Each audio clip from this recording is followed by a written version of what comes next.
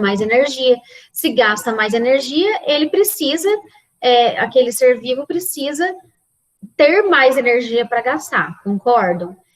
Quando a gente fala de energia, nós precisamos, como que a gente ingere energia? Porque a gente precisa de energia para a gente sobreviver. A gente precisa de energia para respirar, para fazer todas as nossas funções, né? Para respirar, para andar, para fazer digestão. A gente precisa para pensar. Tudo que a gente faz na nossa vida, a gente precisa de energia. Como que nós, seres humanos, ingerimos energia no nosso corpo? Através dos alimentos. Isso mesmo, através dos alimentos. E as plantas, como é que elas fazem? Fotossíntese. Carolina, desculpa, eu não te entendi. Fotossíntese. Isso, fotossíntese, muito bem. Se a planta não faz fotossíntese, ela não tem energia para ela sobreviver. Se a gente não se alimenta, a gente não tem energia para a gente fazer as nossas atividades.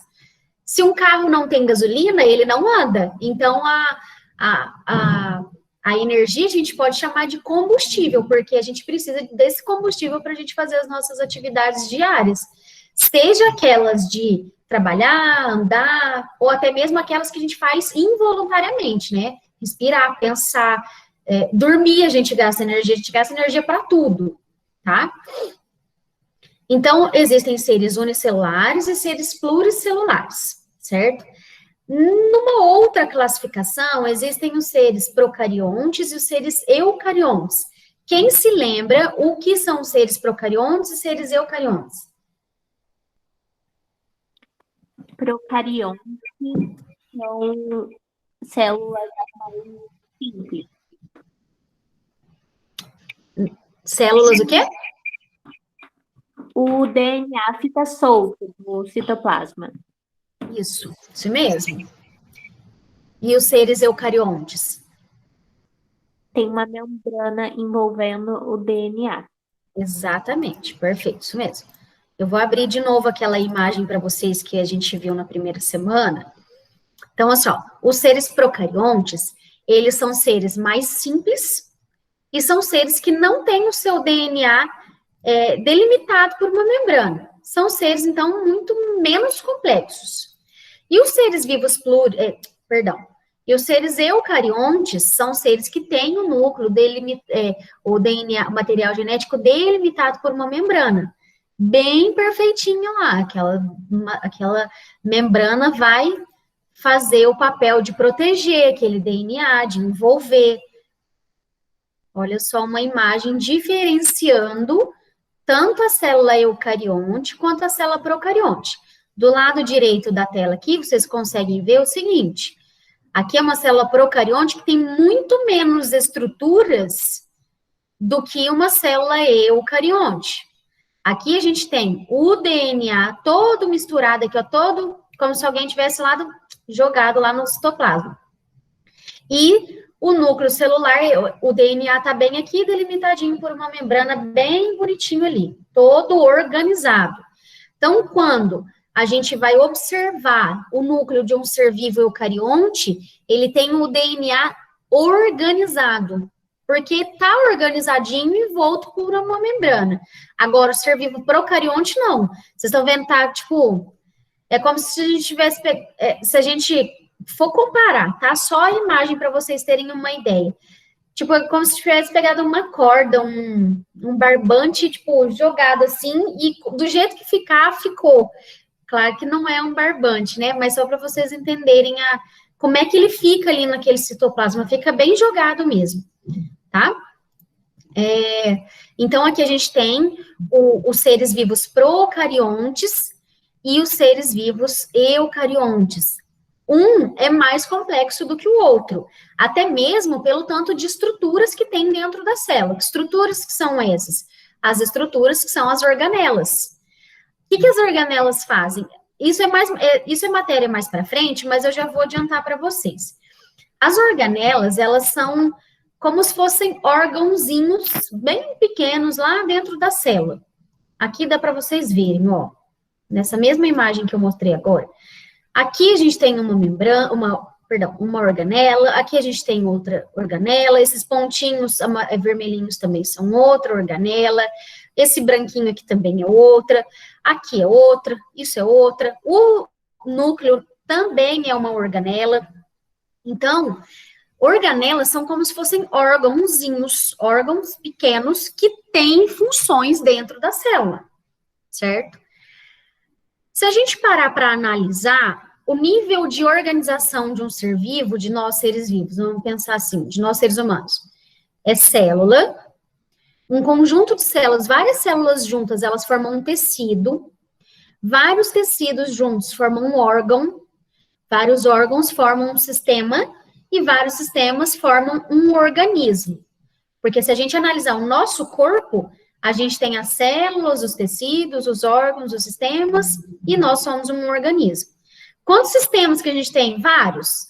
Sistema digestório, sistema respiratório, circulatório, sistema reprodutor, sistema nervoso, sistema endócrino, sistema urinário, sistema excretor, sistema imunológico, e deve ter uns 15, 16 sistemas no nosso corpo.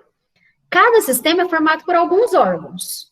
Se a gente analisar assim, ó, o nosso sistema digestório, começa pela boca, né, pelos dentes, pela língua, aí a gente mastiga e engole. Aí passa o alimento passa pela faringe, que é um órgão, passa pelo esôfago, outro órgão, vai para o estômago, outro órgão, vai para o intestino delgado, vai para o intestino grosso, tem a ajuda, né, o auxílio das glândulas como a vesícula biliar, pâncreas e fígado, tá? O fígado, pâncreas e vesícula biliar são glândulas. O que são glândulas? Elas secretam algumas substâncias lá na hora da digestão, por exemplo.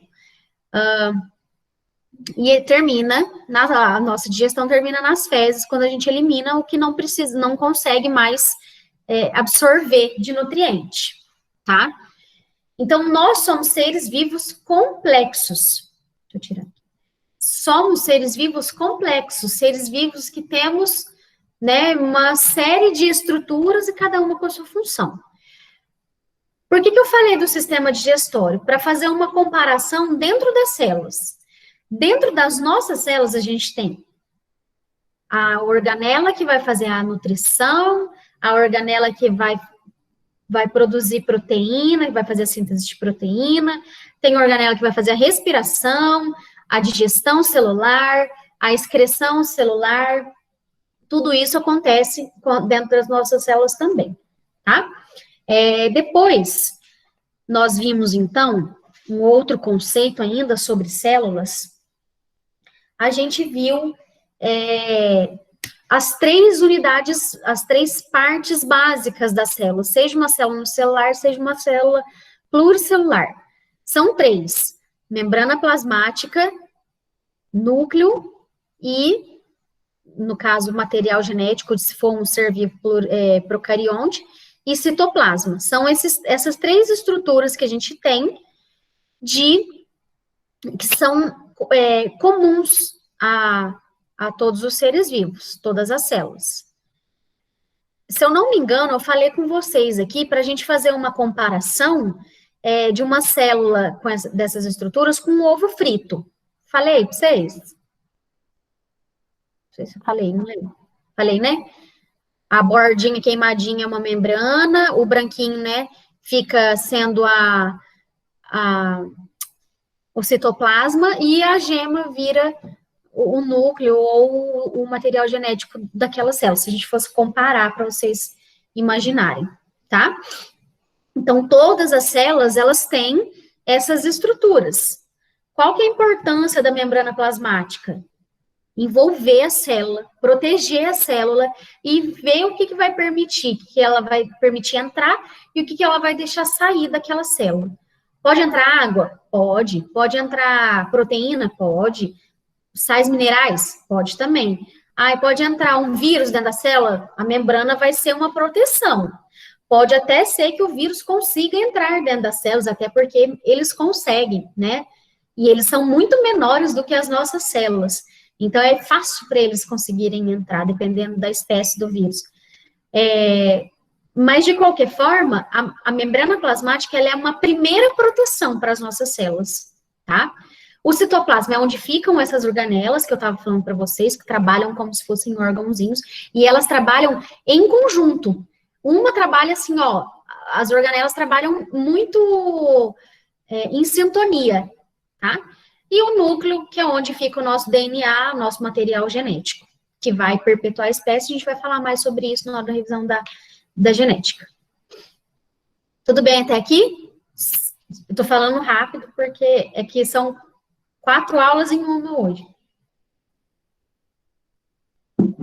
Tudo bem? Qualquer coisa vocês me chamam que eu paro, tá? Volto. Então, a gente viu aqui... Ah, e outra coisa, mas só para a gente finalizar a primeira semana. Dentro das células eucariontes, existem 2 tipos, as células vegetais e as células animais. Existem algumas maneiras da gente diferenciar a célula vegetal da célula animal. Como a Caroline tinha falado, a célula vegetal, as plantas, né, elas fazem fotossíntese, então elas têm estruturas responsáveis por fazer a fotossíntese. Cloroplasto, né, outras estruturas dentro do cloroplasto. E a fotossíntese em si é mais dentro é mais matéria do 2º ano, mas a gente sempre comenta, né? E as células vegetais, além de ter as estruturas, né, o cloroplasto, para auxiliar no processo de fotossíntese, fazer o processo de fotossíntese, ela é uma forma mais quadrada, ela não é tão arredondada como uma célula animal. Então, se vocês olharem 2 imagens diferentes para diferenciar qual é uma célula animal, qual é uma célula vegetal, já dá para perceber só pelo formato dela. A célula animal ela é mais arredondada, não é que ela é redondinha, não. Mas ela é mais arredondada, formato mais arredondado mesmo. Às vezes ela pode ser mais alongada, mas mais para pontudinha, quadradinha, é na célula vegetal. Tá? E, como vocês sabem, nós não fazemos, nós que temos células animais, né, porque nós estamos no reino dos animais, nós não fazemos fotossíntese, então a gente não tem cloroplasto que não vai, se a gente tivesse, não adiantaria nada, porque a gente não faz fotossíntese, a não ser que a gente fizesse, aí sim a gente precisaria dessa organela também, tá? Depois a gente foi para a 2ª semana, essa é uma revisão da primeira.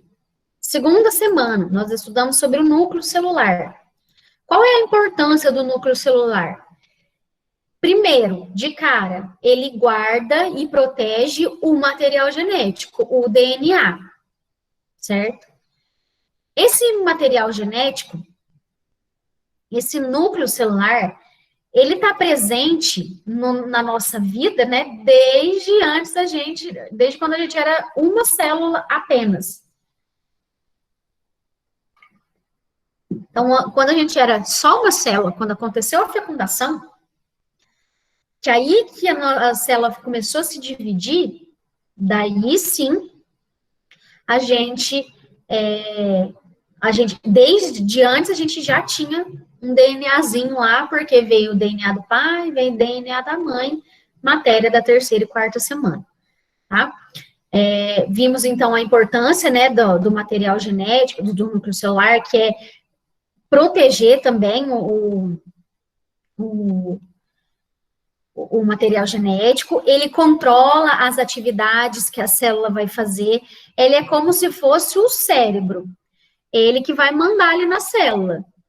A célula, ela tem as organelas, cada uma tem a sua função, mas quem comanda ali, quem fala, ó, você vai fazer isso, você vai fazer aquilo, é o núcleo celular, porque ele é como se fosse a chave de comando ali. Vocês já assistiram, não, já jogaram Among Us? Quem joga Among Us aí sabe que tem a sala de controle lá, é como se fosse o núcleo da célula. Ele vai controlar ali, ele que vai mandar cada um, vai designar as suas funções, tá? As funções de cada um. Que mais que nós vimos? O material genético, o DNA, ele é dividido Ele é formado por duas fitas, uma ligada na outra por pontes de hidrogênio, e ele, então, ele tem um formato de como se fosse uma escada de caracol. O RNA é uma fita simples, não tem duas, tem uma só, mas também é enrolado e ele também participa do processo de divisão celular, tá? Também carrega algumas das nossas informações genéticas, o DNA, tá? Vimos aqui o DNA, RNA. O DNA, eu falei para vocês, né? Ele é formado pelas pontes de hidrogênio, pelas fitas, e eles são ligados. Aí vocês vão lembrar lá da segunda semana. Essas pontes de hidrogênio, elas são em dupla, elas trabalham em duplas alternadas. O que são duplas alternadas? Quando tem a adenina, que é são 4 pontos no DNA. Quando tem a adenina, vai se ligar na timina. Então, as duas vão se ligar. Timina e adenina e timina, pode ser invertido, não tem problema. Mas elas vão sempre se ligar, sempre ligar uma na outra. O A e o T, tá? Lembra do A e T. Ou T e A, a ordem ali não vai interferir, não nesse momento da divisão celular, tá?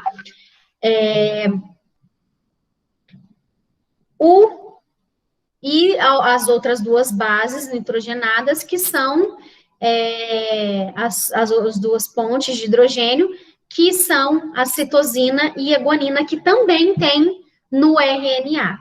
No RNA, isso tudo que eu falei é no DNA. No RNA, ao invés de ter timina, tem a uracila que vai se ligar à adenina. Então, vai ser A e U ou U e A. Adenina e uracila. E na citosina com guanina, do mesmo jeito, tanto DNA quanto RNA. Tá?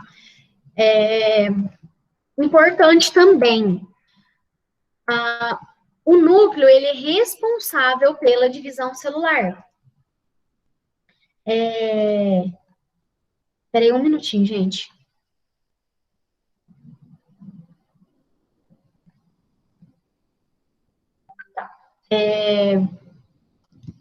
Perdão. O núcleo celular, ele também é responsável pelas divisões celulares. Quando que acontece divisão celular no nosso corpo? Vamos ver se vocês lembram.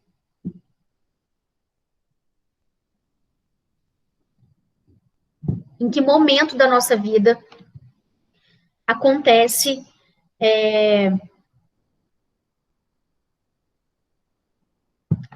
divisão celular? A todo momento.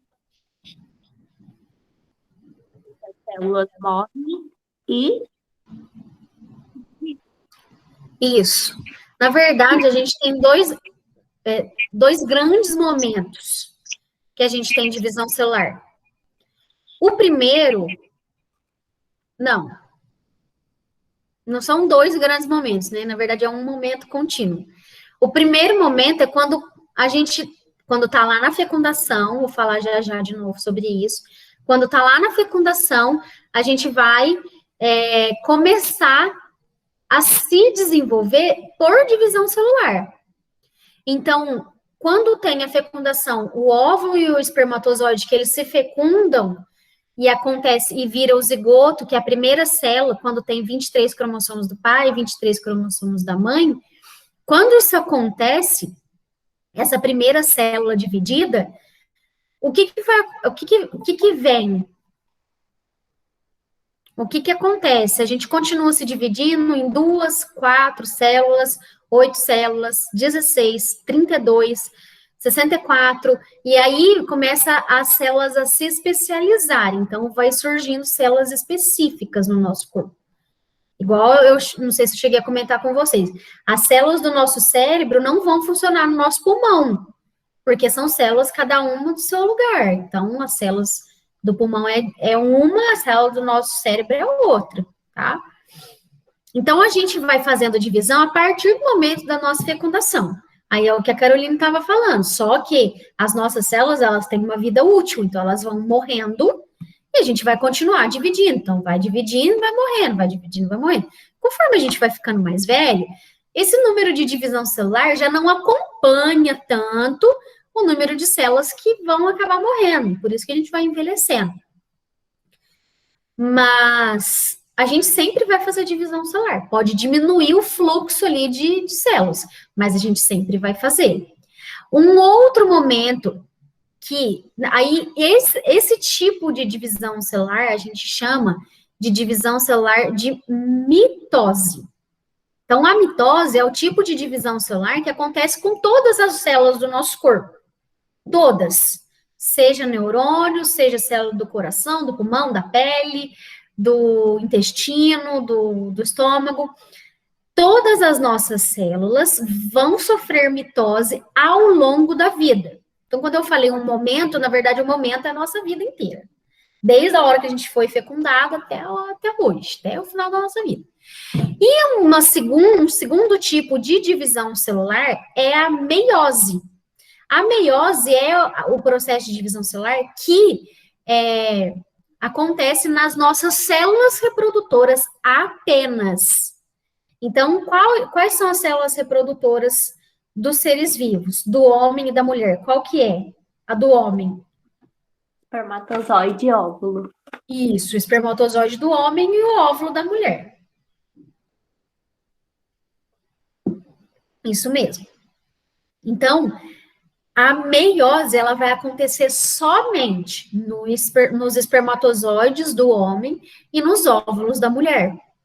Mas, se a gente for parar para pensar, o homem, ele produz espermatozoides todos os dias até o fim da vida dele. A mulher não. A mulher produz um óvulo por mês a cada 28 dias. E esse um óvulo, que pode ser vir a ser fecundado, ela vai produzir até ali pelos 40, depende, né? Muito varia, mas depende ali até os 45, 50 anos, mais ou menos, que é quando a mulher entra na menopausa. Então, o que é entrar na menopausa? A mulher não pode mais ter filho, porque se ela não produz mais óvulo, ela não pode ter filho porque é a célula reprodutora. Essa produção de óvulo vem da onde? Vem da meiose, que é uma divisão celular das células dos gametas, tá? Deixa eu ver o que mais aqui. Os nossos cromossomos, a gente recebe, que está dentro do nosso DNA, né? 23 do pai, 23 da mãe. A mitose, meiose ocorre nas células de células reprodutoras. E agora, tudo bem até aqui? E agora, nós vamos ver aquela parte da genética para a gente finalizar a nossa aula de revisão. Essa parte do núcleo celular, tudo bem? Tudo ok? Sim? Se alguém tiver dúvida, pode chamar. Não façam a prova com dúvida, tá? Uma coisa que é meio, como que eu posso dizer? É relacionada, mas não relacionada à matéria. Então, um homem pode engravidar uma mulher todos os dias. Tipo. Sim. Exatamente. Vamos pensar. Claro que isso, eu acho que isso, nem sei se isso já aconteceu, vou até pesquisar. Vamos pensar que uma mulher ficou menstruada a primeira vez, né? Teve a primeira menstruação, que significa que ela já está produzindo óvulos. Vamos pôr assim que ela colocou. Vou até abrir a calculadora aqui para não falar besteira para vocês. Vamos supor que ela ficou menstruada a primeira vez com 13 anos. Vamos pôr aí. Dos 13 até os, sei lá, 47 anos, cada mês ela produziu um óvulo, certo? Mas como a gente sabe que a gestação do ser humano, da mulher, dura 9 meses, 40 semanas, então ela pode ter quantas gestações por ano? Uma, né? Pode até emendar uma na outra, mas antigamente acontecia bastante isso, mas ela pode ter uma por ano. Então, vamos supor, não sei qual que é o recorde de filhos de uma mulher, não, mas vamos supor que a menina ficou menstruada a primeira vez com 13 anos e parou aos 47. Nesse meio tempo, ela teve um filho por ano. Ela teve, então, 34 filhos. Imagina uma mulher com 34 filhos. O corpo, acho que nem aguenta, né? Não dá tempo da mulher, do corpo da mulher voltar ao que era antes, demora. Tem uma série de acontecimentos que acontecem no corpo da mulher quando ela fica grávida, os órgãos saem do lugar, né? Saem do lugar que eu digo assim, eles ficam mais espremidos, tá, gente? Eles não vão cada um para um lado, não. Mas eles ficam mais espremidos, aí demora para voltar. Se fosse o homem, não, ele poderia ter, sei lá, um filho por dia, por, sei lá, 50 anos. Vocês não lembram daquele tinha um cantor de funk, como é que ele chama? Isso aí, o Mr. Catra. Ele teve, sei lá, 70 filhos, sei lá quantos filhos que aquele homem teve. Por quê? O homem, enquanto ele produz espermatozoides viáveis, né? Quando os espermatozoides estão com. Tem uma palavra. Já que eu lembro a palavra, esqueci. Mas quando os espermatozoides ainda estão viáveis, se ele tiver relações sexuais com uma mulher diferente por cada dia do ano, cada dia da vida dele, ele vai ter filho. Muito provavelmente ele vai ter muitos filhos. A não ser que a mulher esteja no período fértil, né? Com a célula, com o óvulo disposto ali a engravidar, mas pode acontecer, pode mesmo. É meio injusto. Vou falar uma opinião minha agora. Eu acho injusto as mulheres terem que tomar anticoncepcional ou fazer métodos contraceptivos, sendo que quem pode engravidar muito mais é o homem. Vocês não concordam? Então, deveria existir anticoncepcional para o homem, não para a mulher. Era o que eu ia perguntar. Por que que... Sim. Mas assim, ninguém confia em homem, né? Então. O quê? Ninguém confia em homem, né? Então, vai saber se ele tomou um remédio, né?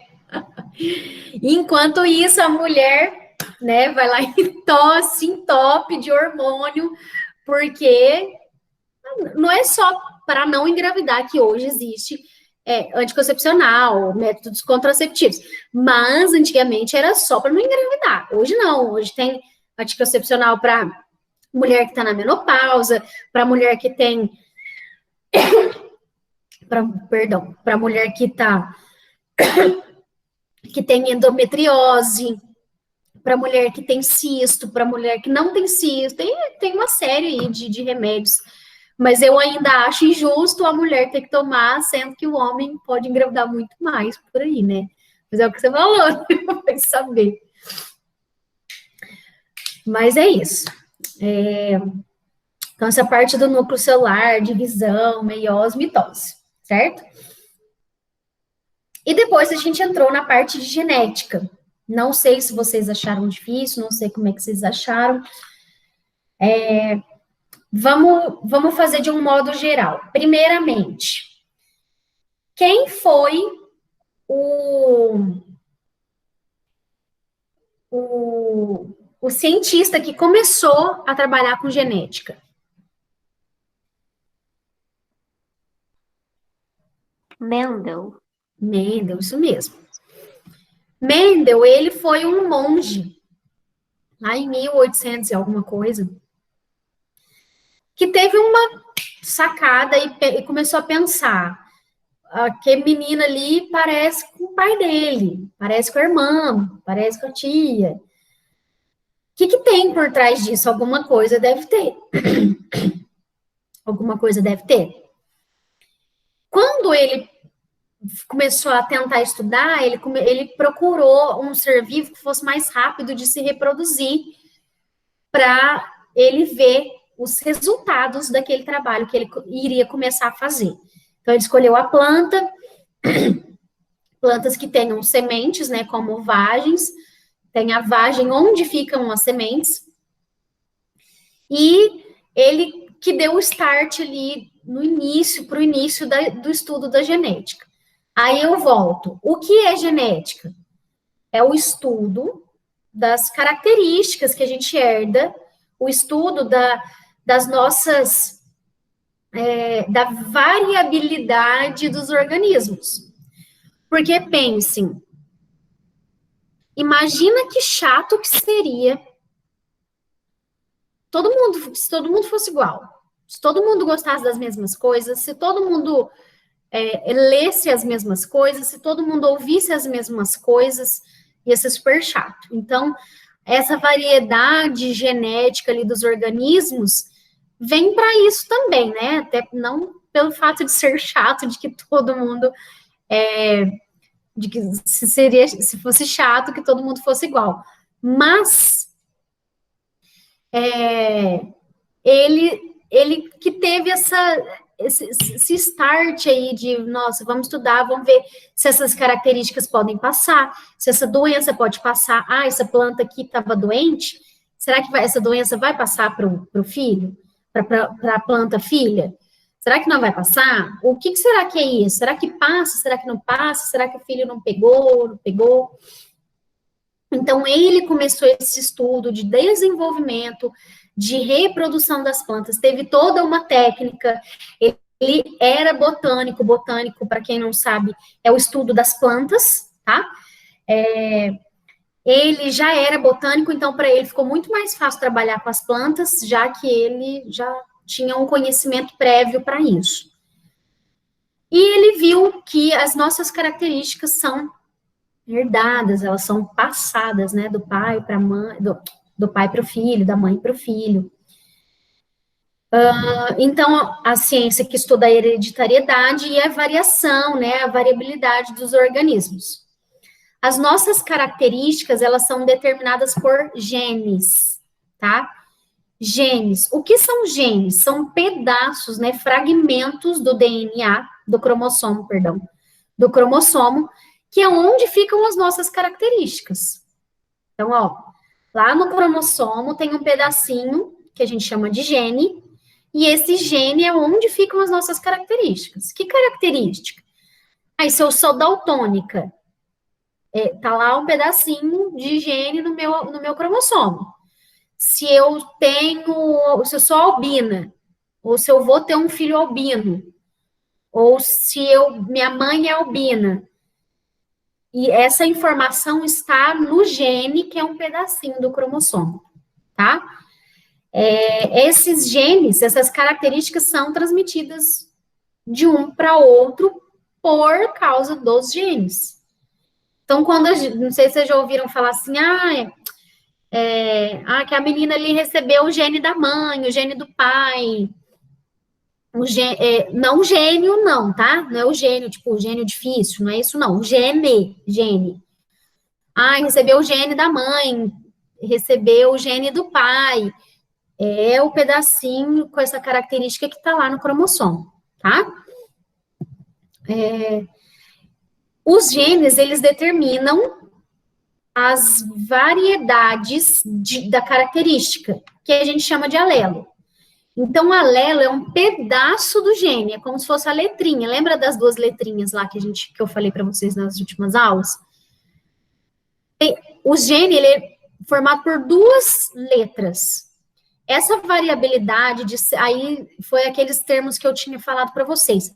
Aquela variabilidade de ser dominante, ser recessivo, está dentro dos alelos também, tá? Os cromossomos aos pares, ou quando eles ocorrem, eles são chamados de cromossomos homólogos, tá? Que mais? Os alelos que condicionam aquela característica. Então, a gente tem o gene, por exemplo, o gene do cabelo loiro, do cabelo ruivo. O alelo que determina isso vem aos pares, são dois alelos, porque vem um do pai e um da mãe, tá? Então, a gente tem o genótipo, por exemplo, o albinismo, a característica a gente chama de fenótipo, que pode ser determinada pelo meio externo. Então, a característica é o fenótipo. E a parte de genética mesmo dos alelos, quando os alelos se juntam, a gente chama de genótipo, tá? Então, por exemplo, igual eu cheguei a comentar com vocês, azão, azão, azão, azinho, azinho, azinho, isso é genótipo. Aí, o que significa azinho, azinho? Significa que a pessoa tem daltonismo. Então, o fenótipo é a característica. Qual é a característica? Daltonismo. Qual é o alelo? Qual é os alelos, que são os genótipos?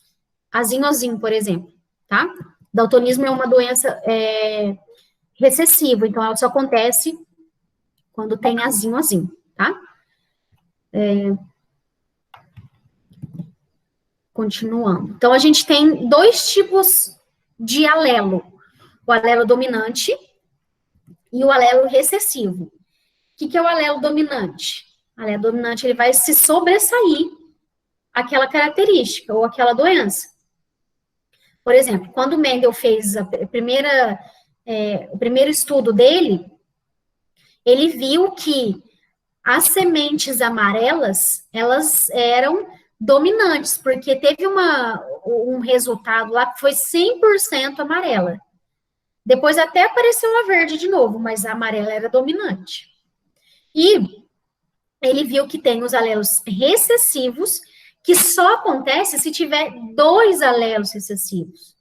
Então, tem que vir um alelo recessivo do pai e um alelo recessivo da mãe. Vamos supor que é muito raro ter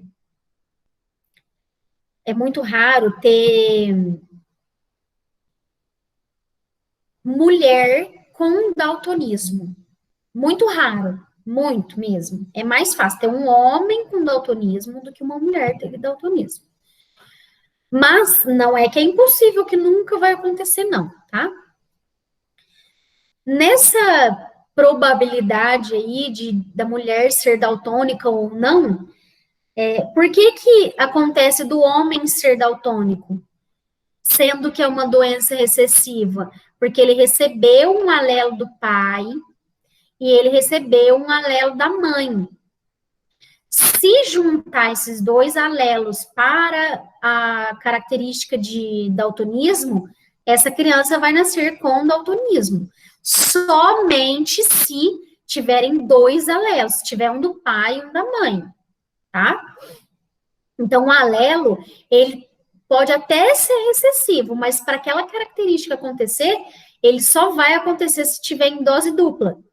Nisso, dose dupla, quando eles são iguais, a gente fala que são cromossomos homozigotos, tá?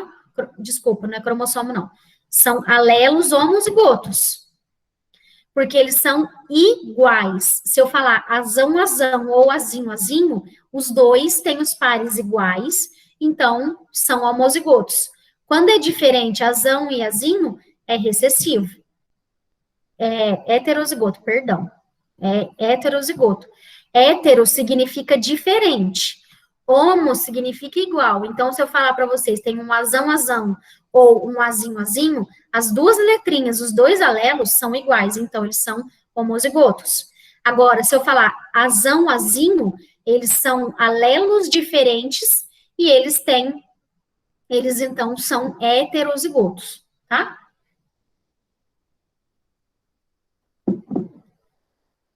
Tudo bem até aqui? Revisãozinha, eu sei que tá rápida, mas é porque a gente só tem uma aula para fazer essa revisão. Aí eu falei do experimento, as plantas puras, dominante excessivo, homozigoto, heterozigoto. Então, um fenótipo, ele é o par de alelos, tá? Não se esqueçam disso, não se confundam. O fenótipo, ele é a característica e o genótipo é o par de alelos. O genótipo é composto, se vocês quiserem escrever aí nas anotações de vocês, o genótipo, ele é composto por dois alelos, que é o que determina aquela característica, tá? Tudo bem até aqui? Tinha dado um exemplo, né? Lembrando que cromossomos iguais são cromossomos homólogos, tá? O lugar do gene onde está lá no cromossomo a gente chama de locus gênico, e a variabilidade, né? O estudo da hereditariedade dos seres vivos. Certo? Dúvidas? Todo mundo vai tirar 10 na prova. Vamos fazer o seguinte, como hoje é a nossa aula de revisão, a prova vai ser amanhã, tá? Para vocês, no horário da aula, vou disponibilizar o link. Vou atualizar as listas de exercícios, as listas com a entrega das atividades de vocês, e vou colocar lá o link também, tá? Para vocês, para quem está devendo alguma atividade para fazer as atividades atrasadas. Eu sei que tem gente que tá tudo ok, não precisa se preocupar se tiver tudo ok, tá? Mas é isso. Dúvidas? Todo mundo entendeu tudo? Oi. Eu de novo. Pode falar. Antigamente, assim, não muito tempo atrás, né? Mas o autismo, ele era caracterizado como uma doença, eles diziam que era uma doença especificamente do sexo masculino. Isso tem alguma coisa a ver com o gene? O autismo já foi provado que não, né? A gente sabe que o autismo, ele dá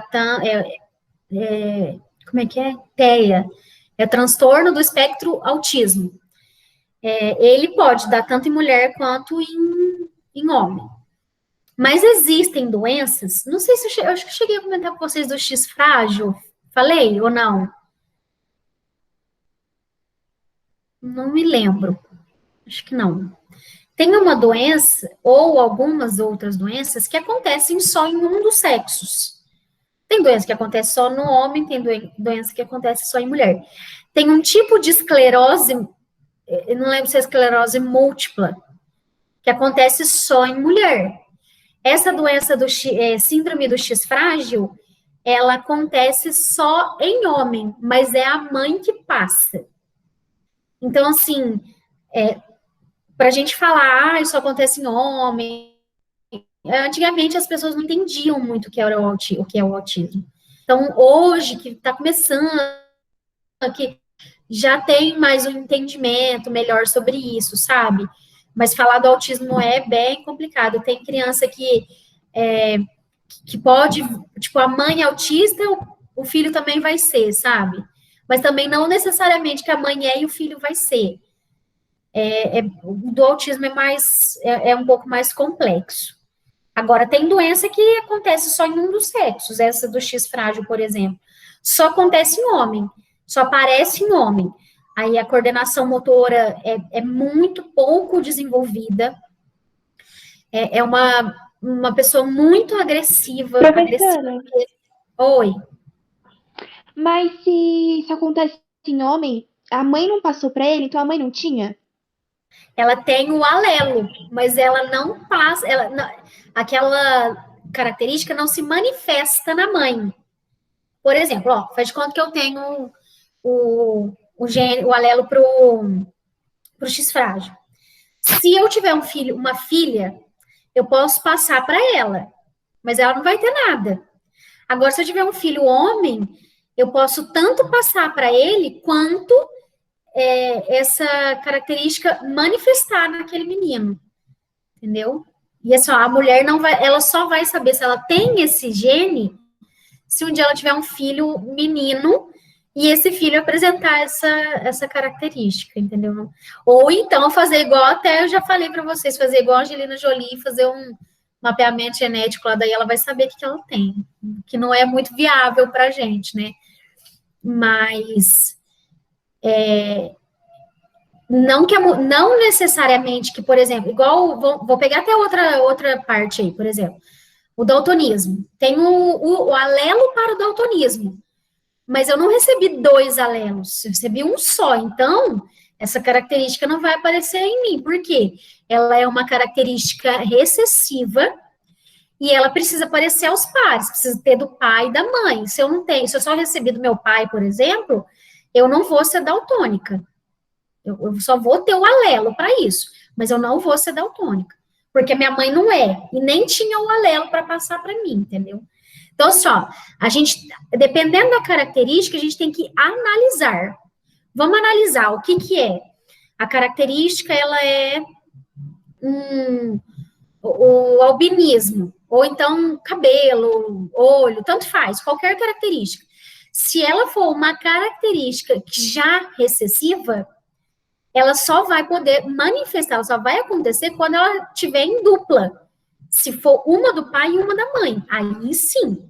Agora, se for uma característica dominante, aí não necessariamente. Eu posso até receber um alelo para isso, mas se eu tiver um alelo dominante, eu já não vou manifestar aquela característica, tá? Então, depende, a gente tem que sempre analisar. Analisar, tentar ver da mãe, tentar ver do pai. Um dos jeitos mais fáceis para a gente fazer esse tipo de análise é do sangue. Gente, é muito legal trabalhar com tipo sanguíneo, porque com o sangue a gente consegue ver qual o tipo sanguíneo do pai ou qual da mãe, se é heterozigoto, se é homozigoto. É muito bacana também. Acho que a gente vai estudar isso esse ano ainda. Muito legal, muito, muito, muito bacana mesmo. Mas é aquilo, entrar na genética também. Entrou na genética, a gente tem que analisar. Vamos ver o pai, vamos ver a mãe, o vô, a avó. Aí depende, tá? Certo? Mais dúvidas? Vamos lá, aproveitem.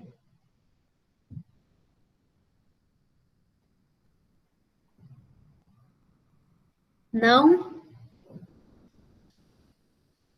Professora, Oi. e se a mulher ela tem aquela doença e ela tem um filho?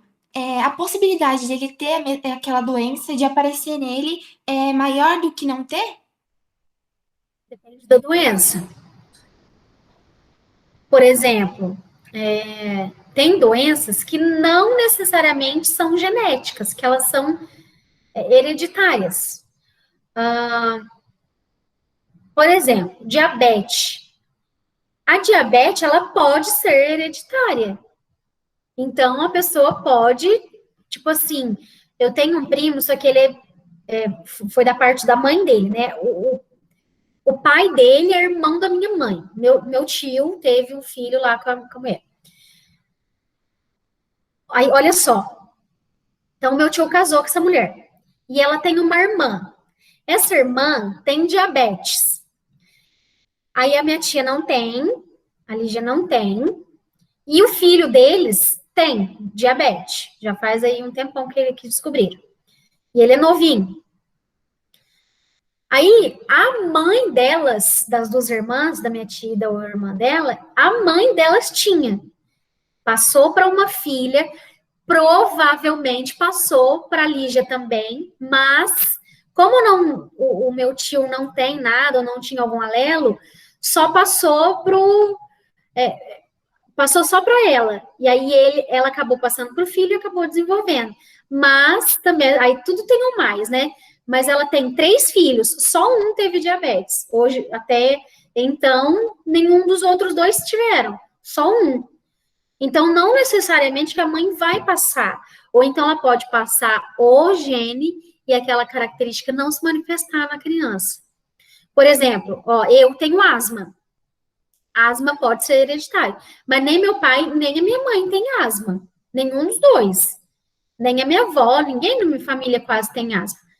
Então, eu posso ter desenvolvido, não necessariamente que foi uma doença hereditária, entendeu? Então, assim, tudo a gente tem que analisar. O que que é, veio da onde, se tem um mais ali por trás, entendeu? Tudo, na genética, a gente tudo tem que analisar. Mas é muito legal, eu adoro genética, gente. Muito bacana. Certo? Dúvidas, podem perguntar. Aproveita aí que a gente tira todas as dúvidas de vocês. Então, craque na genética já.